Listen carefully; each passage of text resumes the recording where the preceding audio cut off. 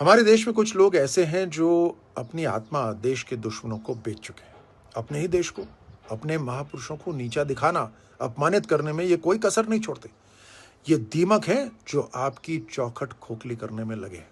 लेकिन अब देश जाग चुका है और हम और बर्दाश्त नहीं करेंगे। ये इंडिया अलायंस और सपा के नेता तुष्टीकरण की राजनीति के लिए सनातन धर्म, महापुरुषों और शौर्यवीरों का अपमान करते आए हैं।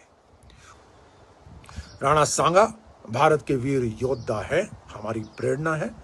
अपने जीवन पर खेलकर भारत की संस्कृति, परंपरा और अस्तित्व की रक्षा की, और हमें गर्व है कि हम भारत भूमि में, अपनी मातृभूमि में जन्मे हैं और अपना जीवन अपनी मातृभूमि को समर्पित करने का हमें सौभाग्य प्राप्त हुआ है।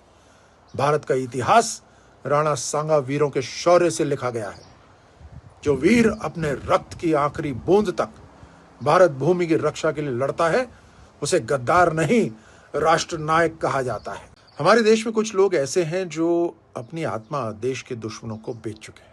अपने ही देश को, अपने महापुरुषों को नीचा दिखाना, अपमानित करने में ये कोई कसर नहीं छोड़ते। ये दीमक हैं जो आपकी चौखट खोखली करने में लगे हैं। लेकिन अब देश जाग चुका है और हम और बर्दाश्त नहीं करेंगे। ये इंडिया अलायंस और सपा के नेता तुष्टीकरण की राजनीति के लिए सनातन धर्म, महापुरुषों और शौर्यवीरों का अपमान करते आए हैं। राणा सांगा भारत के वीर योद्धा है, हमारी प्रेरणा है।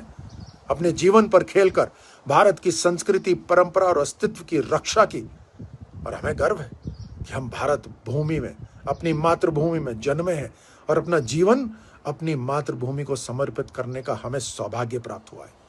भारत का इतिहास राणा सांगा वीरों के शौर्य से लिखा गया है। जो वीर अपने रक्त की आखिरी बूंद तक भारत भूमि की रक्षा के लिए लड़ता है, उसे गद्दार नहीं, राष्ट्र नायक कहा जाता है। अगर आप ये वीडियो YouTube पर देख रहे हैं तो हमारे चैनल को सब्सक्राइब करें और बेल आइकन को दबाना ना भूलें। अगर आप Facebook पर ये वीडियो देख रहे हैं तो हमारे पेज को लाइक करें।